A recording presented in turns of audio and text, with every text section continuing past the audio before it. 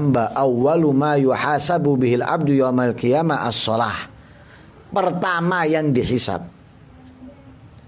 oleh Allah dari seorang hamba di hari kiamat adalah as-shalah, salat.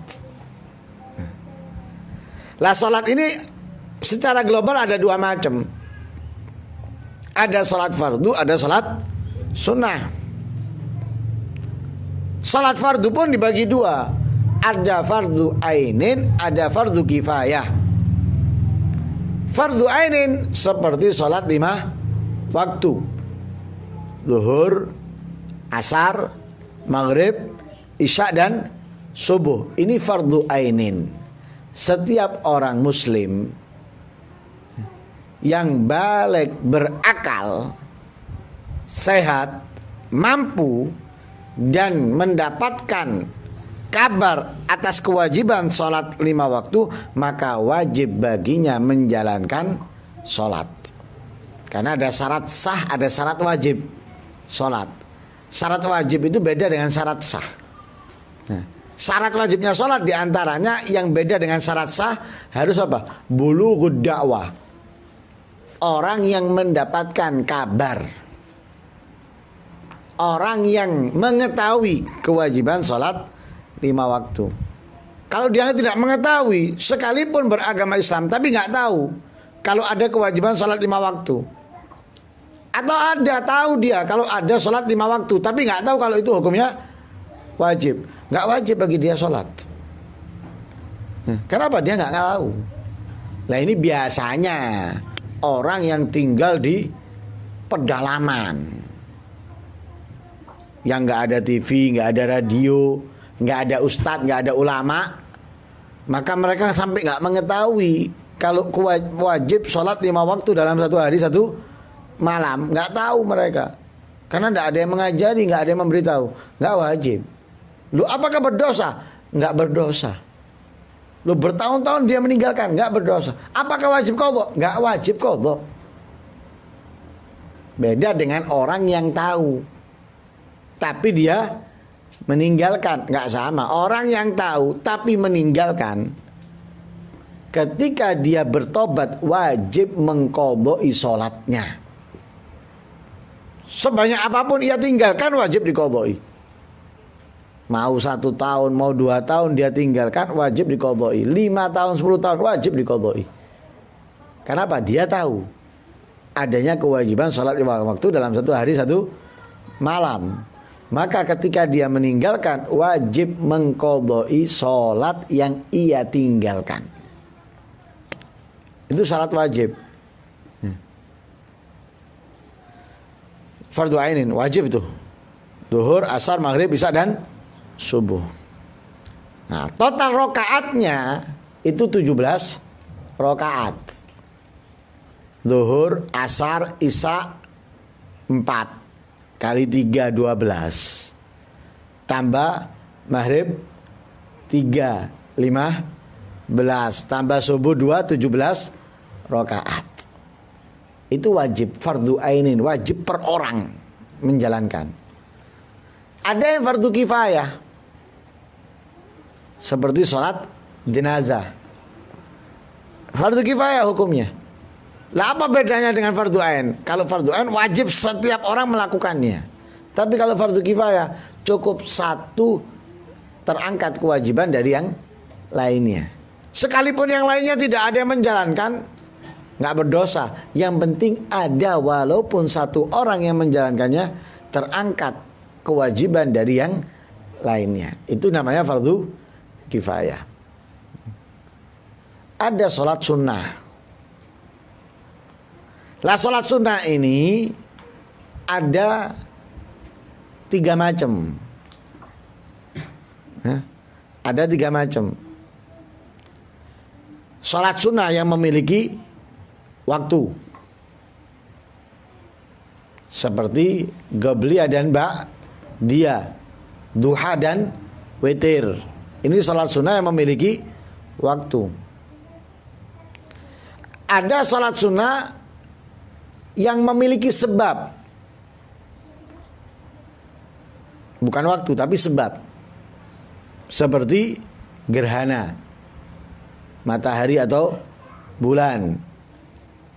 Salat istisqa, meminta hujan, atau juga tahiyatul masjid. Nah, tapi salat sunnah yang memiliki sebab ini ada dua macam. Ada sebabnya dulu, ada sebabnya belakangan. Sebabnya dulu seperti tahiyatul masjid. Sebabnya belakangan seperti salat istikharah. Jadi salat dulu baru minta petunjuk kebaikan dari Allah. Ada salat sunnah mutlak. Salat sunnah mutlak ini tidak memiliki waktu, tidak memiliki sebab. Nah, tidak memiliki waktu, tidak memiliki sebab. Lah setiap salat sunnah ini ada batas minimum berapa yang dikerjakan. Ada batas maksimum berapa yang dikerjakan. Salat witir minimalnya 1. Sedikit tapi sempurna 3. Maksimalnya 11. Tapi terus menerus mengerjakan 1 rakaat hukumnya makruh.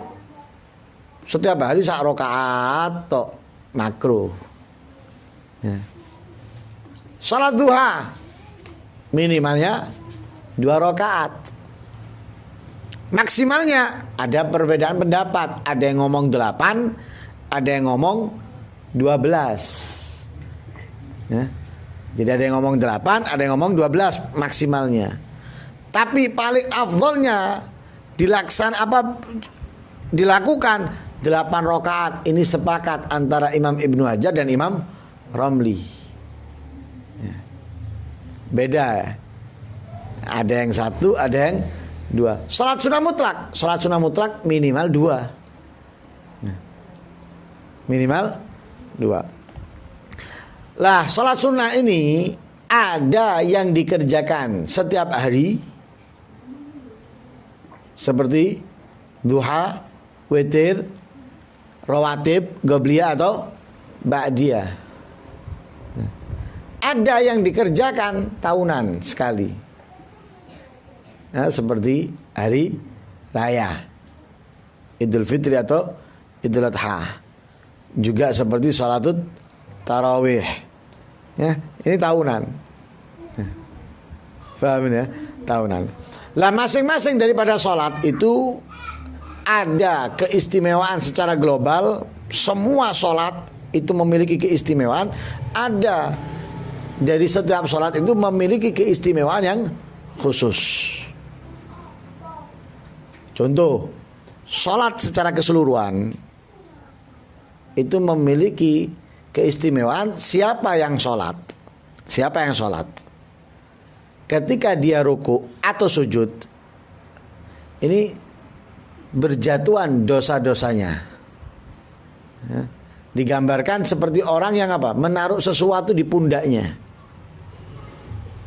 Naruh sesuatu di pundak. Ketika dia ruku, yang ada di pundak ini akan jatuh. Atau menaruh sesuatu di kepala. Ketika dia sujud akan jatuh. Seperti itulah dosa dari seorang hamba. Ketika dia sholat, saat ruku atau sujud akan berjatuhan dosanya. Ini untuk setiap sholat. Sholat apapun. Sholat apapun. Sama juga di dalam ayat Al-Quran yang Allah firmankan, innal hasanati yudhibnas sayyiat. Kebaikan-kebaikan itu dapat menghapus, menghilangkan keburukan-keburukan. Ya, sebagian ahli tafsir mengatakan yang dimaksud adalah sholat. Lah sholat ini ada yang memiliki keistimewaan khusus. Sholat 5 waktu. Secara keseluruhan bagus. Keistimewaannya besar. Tapi ada yang lebih khusus lagi dari sholat 5 waktu. Seperti sholat subuh atau seperti sholat asar. Menurut perbedaan yang ada di dalam perkataan al-wusta, hafidhu ala salawati was salatil wusta. Lah itu berarti memiliki keistimewaan khusus. Ya, memiliki keistimewaan khusus melebihi yang lainnya. Ya, melebihi yang lainnya. Nggak sama. Jadi yang lainnya istimewa, tapi dua sholat ini menurut perbedaan memiliki keistimewaan yang khusus daripada yang lainnya. Sama juga dengan apa yang disabdakan oleh Rasul Shallallahu Alaihi Wasallam ya, tentang sholat isya dan sholat subuh. Katanya Rasulullah, athqalus sholati alal munafikin sholatul isya wa sholatul fajri atau sholatul subhi. Ya. Paling beratnya sholat yang dilakukan oleh orang-orang munafik. Paling beratnya sholat yang dilakukan oleh orang-orang munafik, yaitu sholat isya dan sholat subuh. Bahkan Nabi mengatakan, lau ya'lamuna fihima la'atahuma walau habban, walau habwan. Jika mereka mengetahui apa yang disediakan oleh Allah dalam sholat subuh atau dalam sholat isya, niscaya mereka akan siap mendatanginya walaupun dengan merangkak. Walaupun dengan merangkak akan siap mendatanginya. Jangankan dekat, jauh didatangi. Ini yang disabdakan oleh Rasulullah membedakan kelebihan keistimewaan daripada sholat 5 waktu yang lainnya. Lah di antara sholat yang memiliki keistimewaan yang beda dengan yang lainnya, yaitu 2 rakaat sebelum subuh. 2 rakaat qobliyah subuh. Ya. Jadi secara umum sholat rawatib, ya, ini sholat rawatib ada 2. Ada rawatib yang dinamakan muakkadah, ada yang ghairu muakkadah. Sholat qobliyah ba'diyah ada yang dinamakan dengan sunnatun muakkadatun, ada yang dinamakan dengan sunnatun ghairu muakkadah. Apa perbedaannya? Perbedaannya sunnatun muakkadatun itu tidak pernah ditinggalkan oleh Nabi, baik ketika Nabi berada di dalam kota maupun ketika Nabi keluar kota. Tidak pernah ditinggalkan oleh Nabi, selalu dikerjakan. Adapun yang ghairu muakkadah itu kadang dikerjakan, kadang ditinggalkan, sekalipun Nabi ada di dalam kota. Gak bepergian, tapi kadang ditinggalkan oleh Nabi. Kenapa? Ghairu muakkadah. Lah yang muakkadah ini, yang muakkadah itu pertama sholat qobliyah subuh, 2 rakaat qobliyah subuh. Ya. Kemudian 2 rakaat qobliyah zuhur, 2 rakaat qobliyah ba'diyat zuhur, 2 rakaat ba'diyah maghrib, 2 rakaat ba'diyah isya. Ini yang muakkadah. Ada 10 rakaat yang muakkadah, yang tidak pernah ditinggalkan oleh Nabi, baik di dalam kota maupun keluar kota. Ada yang ghairu muakkadah. Yang ghairu muakkadah. Yang ghairu muakkadah ini ada 12. 2 rakaat qobliyah zuhur, 2 rakaat ba'diyah zuhur, 4 rakaat ya ba'diyah qobliyah asar ya. Kemudian 2 rakaat qobliyah maghrib, 2 rakaat qobliyah isya. Ada 12 rakaat. Lah kalau kita mau menjalankan semuanya boleh. Misalnya zuhur qobliyahnya 4 rakaat, ba'diyahnya 4 rakaat, boleh. Malah ada dalam hadis disebutkan, man shalla qabla dhuhri arba'an wa ba'daha arba'an haramallahu jasadahu 'alan nar. Barang siapa yang salat qobliyah zuhur 4 rakaat dan ba'diyah zuhur 4 rakaat, maka Allah haramkan jasadnya dari neraka. Qobliyah asar dijalankan, bagus, nggak apa-apa, walaupun ghairu muakkadah. Bahkan keistimewaannya jelas. Rasulullah mendoakan, rahimallahu imra'an shalla qabla al-asri arba'an. Didoakan oleh Rasulullah, mudah-mudahan mendapatkan rahmat orang yang sholat sebelum asar 4 rakaat.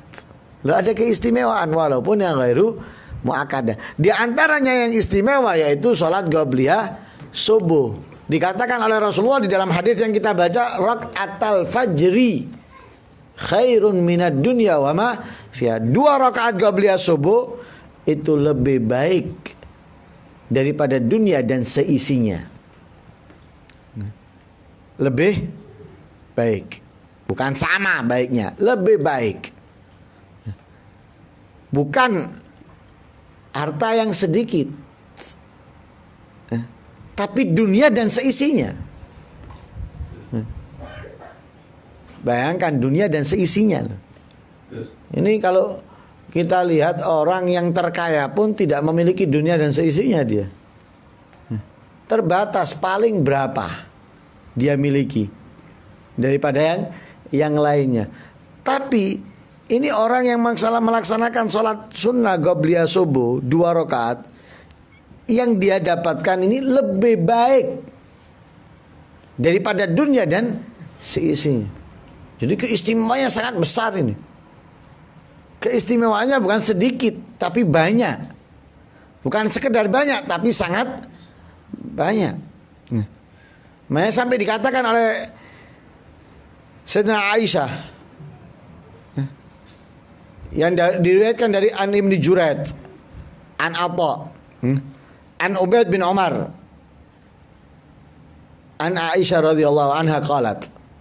Katanya Sayyidina Aisyah, aku tidak pernah melihat Rasulullah segera melaksanakan daripada kesunahan seperti segeranya Rasulullah di dalam menjalankan sholat sunnah qobliyah subuh. Jadi sangat lebih cepat Nabi daripada sunnah-sunnah yang lainnya. Loh kenapa? Kok dikatakan lebih baik daripada dunia dan seisinya? Ada beberapa alasan. Di antaranya, orang itu kalau sudah bangun tidur,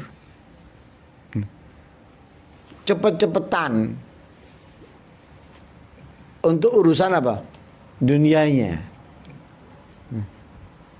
Oh cepet-cepetan, sing dodolan sayur misalnya, bangun tidur, jam 1 tangi, langsung, kadang raup tok berangkat nang pasar harus buka, cepet-cepetan untuk urusan dunia. Sehingga Nabi memberitahukan kepada mereka bahwa 2 rakaat qobliyah subuh itu lebih baik daripada dunia dan seisinya. Apalagi dari apa yang mereka cari. Apa yang mereka akan dapatkan jelas tidak sebanding, sehingga dianjarkan, dia diperintahkan fala tatrukuhuma wa tastaghilu bihi, jangan pernah tinggalkan keduanya, sibukkan dirimu untuk mengerjakannya. Itu alasan pertama. Alasan kedua, kenapa Nabi mengatakan 2 rakaat qobliyah subuh itu lebih baik daripada dunia dan seisinya? Dikatakan bahwa hisabnya umatnya Nabi Muhammad itu seperti waktu kita menjalankan 2 rakaat sholat qobliyah subuh. Jadi tidak lama, tidak panjang hisabnya. Hisabnya umatnya Nabi Muhammad nggak panjang, tidak lama, sehingga itu lebih baik daripada dunia dan seisinya. Karena hisab kalau lama itu ruwet dan sangat menunda kita untuk menikmati surga. Karena para ulama berkata, di hisab itu sudah jenis daripada azab. Orang dihisab itu sudah jenis daripada azab. Yang enak itu apa? Yang enak itu tanpa hisab. Nah, coba ini misalnya ada orang punya pekerjaan, mengerjakan banyak orang. Akhirnya setiap orang itu datang ngelapor. Antri kan? Lah, dengan antri ini otomatis apa? Memperlambat pulangnya dia ke rumah. Dia harus ngelapor, ditanya, loh kok iso seperti ini? Kenapa nggak seperti ini? Kok seperti ini? Loh, yang kedua, yang ketiga ini nunggu yang pertama. Loh, lama. Menunda pulang, memperlambat kepulangannya. Tapi coba tanpa hisab, lu kan enak. waktunya pulang langsung mulai wis. Ndak bingung. Nah, begitu juga ketika kita di akhirat. Ketika kita di akhirat tanpa hisab, makanya kalau doa itu jangan minta dihisab dengan hisab yang ringan. Itu doa yang keliru. Minta bighairi hisab. Kita minta tanpa dihisab. Kalaupun nanti dapatnya dihisab, lutung daripada ndak sama sekali. Yang penting kita minta bighairi hisab. Sehingga Nabi memerintahkan kita atau menganggap itu lebih baik daripada dunia. Untuk apa? Untuk mengingatkan kepada kita akan besarnya rahmatnya Allah kepada umatnya Nabi Muhammad SAW dengan waktu itu, dengan waktu itu. Sehingga Abu Hurairah, Sayyidina Umar memerintahkan kita untuk tidak meninggalkan salat qabliyah subuh. Abu Hurairah berkata, la tada' rak'atail fajri walau tarakatkal khair. Jangan engkau tinggalkan salat 2 rakaat qabliyah subuh sekalipun engkau ditendang oleh kuda. Walaupun ditendang oleh kuda, jangan tinggalkan salat qabliyah subuh.